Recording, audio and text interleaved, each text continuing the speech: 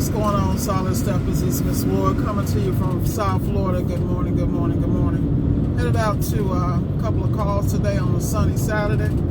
Thank God for the sunshine. So I want to talk today about prepping for your calls.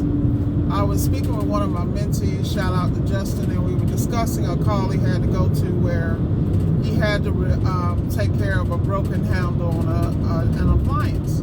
And I was explaining to him the process of doing the research beforehand, such as extracting the model number from the customer if available, sending them a link if necessary so that it describes exactly where the model number is. Because people want to be independent, they want to be involved in the process, and at the same time you're building a rapport and a relationship. The other thing is it gives him an opportunity as a professional to research the part, research the issue, make sure it's not obsolete, it's still available, and work up an estimate beforehand. You know, the customer might say, oh, I just need a handle, but he may need a handle. It may be software, it's not software, but hardware involved, such as fasteners, nuts, bolts, and also there could be pre-existing damage that the unit, other parts of the unit could have been damaged when the handle was broken. So at the end of the day, you want to be able to take all these factors in as a professional so that when you go in, you don't wait till you get to the job, you do the homework. So as always, I pointed him to appliantology and the structure of a service call. Scott and Mr. and Mrs. Brown, they have a great webinar if you have membership on appliantology. And it's just a basic membership. You know, I always tell everyone you should be listening to these webinars because they give out so much valuable information and structuring and running your business.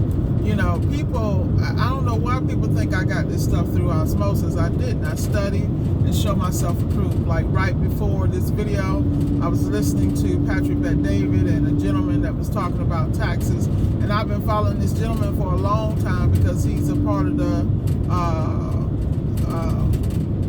Richard Kiyosaki crew, and he wrote several books that have to do with tax planning for your business. These things are important that you make the money, but you better know how to keep it. You got to know how to manage it, because the whole purpose of having a business is not to work, to manage the work. And I think that in processes we learn a lot of that. So at some point, we all have to be big girls and boys and get out here and manage our businesses accordingly. I want to say a big shout out to everybody that was extremely supportive of me this week. Brandon, Richard, Q, my usual crew, of course, Norris, Ike. You know, I'm blessed because I got people that really have my back. Even when I get on their nerves, like, you know, we might have a heated discussion because I'm passionate and you're passionate, but it's all love, because as you are being carved for greatness, there are things you got to do. You know, you got to level up in every area of your life, and you got to hold yourself accountable. Like I was cleaning out my truck last night to like midnight, and it was crazy. And you know, I got up this morning at 5. I really wanted to lay down because I could have crashed for 2 more hours before I got out and about. But the problem is my body's already trained. Like me laying there was not going to let me go back to sleep. And this is what I mean about habits and processes. You got to have rituals that make you you. And you got to put those things in place. You know, right now I got certain goals mentally, physically, nutritionally, financially, and business-wise. Not just before the end of the year, I'm already trying to be in next year. I'm trying to make sure that I'm building a platform so I can catapult myself and my business, my goals into next year, and you know, next level, next level, next level, next level. And that's because that comes from within. You know, no one's gonna motivate you and push you harder than you. And you gotta understand, you're gonna scrape your knees, hit your head, all kind of stuff, but this is all part of the structure of becoming a leader. Like I was thinking about a topic that I wanted to discuss on this particular video, and it had to do with the excruciating choices you have to make in business as a real business owner. Like I got 2 situations going on right now, and I feel like I'm in brain surgery or something, man. It's like somebody's got a scalpel to my ass right now while I'm still breathing, because the decisions I gotta make they take patience. It's like I can't just walk in and do it. And I'm such a go get it and do it type of chick. You know, I don't know how to sit back and let the process work. See, in business and leadership, they're all different parts of becoming a better you. You know, and that's the thing. You know, like I'm sitting here and some things are out of my control and it's killing me. But the reality is this is what is forming and shaping and molding my greatness. You know, people talk to me and be like, Miss Ward, you fire, Miss Ward this, Miss Ward that. Let me tell y'all something.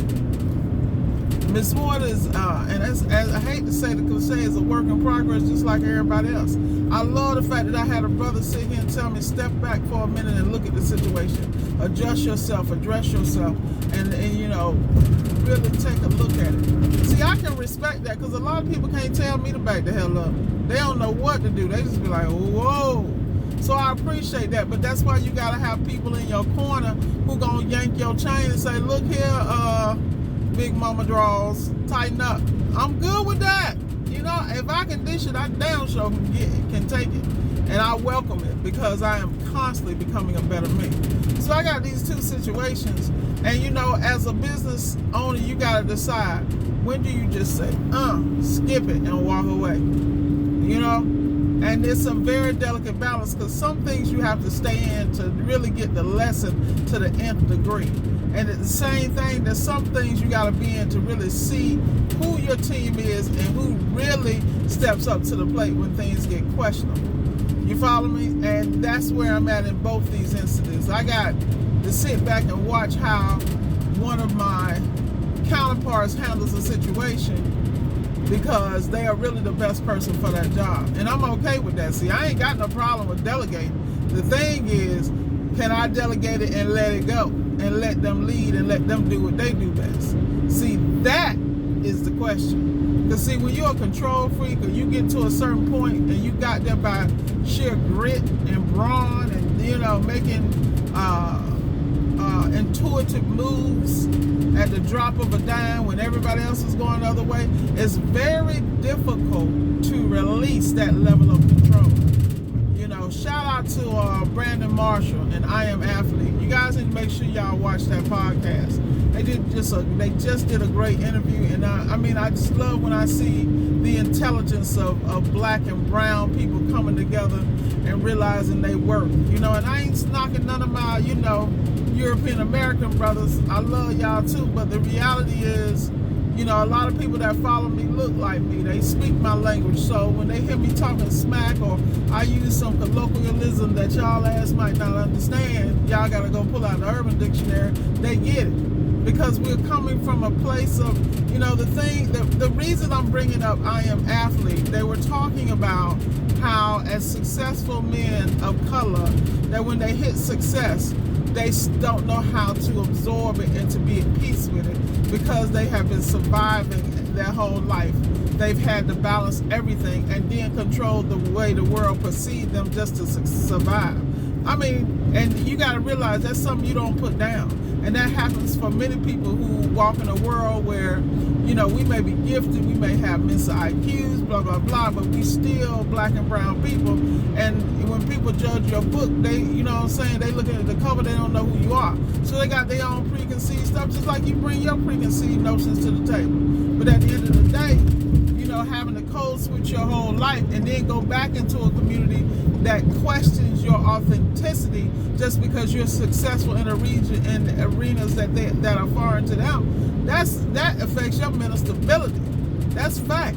And nobody ever wants to have those conversations about being unapologetically who you are. That's why I am who I am, and I'm an open lesbian of color, have been from the time I dropped out of my mama's womb, in my opinion. And if it's not my problem, it's your damn problem. Don't get mad at me because I can be me. You know, but at the end of the day, you got to realize when you get comfortable with you, whatever that is, no label needed, live your life, flower and burgeon into who and blossom into who the hell you're supposed to become. And the only way that's going to happen is to get away from the idiots, man. Because most of the idiots don't know who they are. They got their own issues. Let them have them issues without you.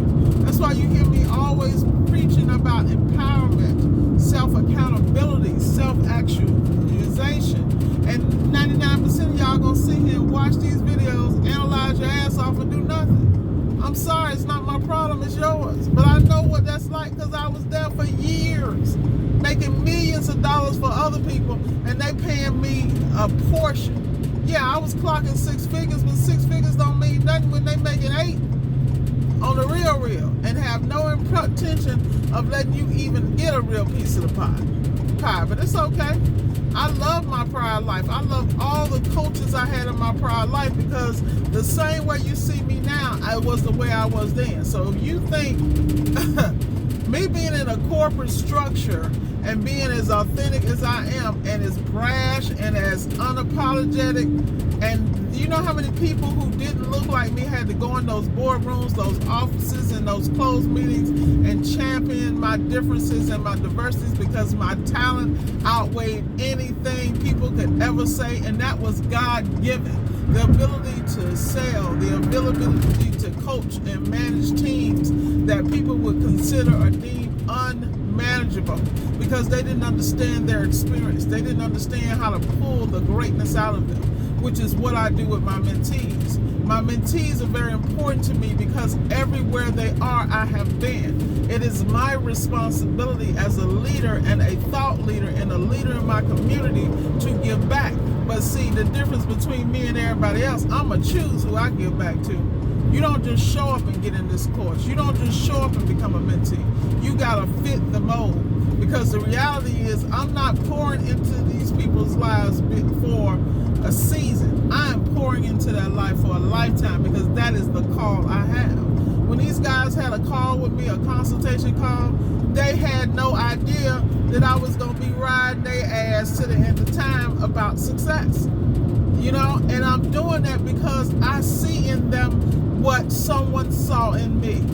Bits and pieces and remnants of hope and a possibility and the potential not only to be great, but to be generation changers, shakers and movers. It is my responsibility as a woman of color to pay homage to the people before me and to pay it forward to the ones in front of me. And I will never apologize for that. So at the end of the day, I love me, I love my people, and I love everybody. I am proud to be an American, but I am black and female and will always be that first. Be blessed, y'all. That's y'all word for the day.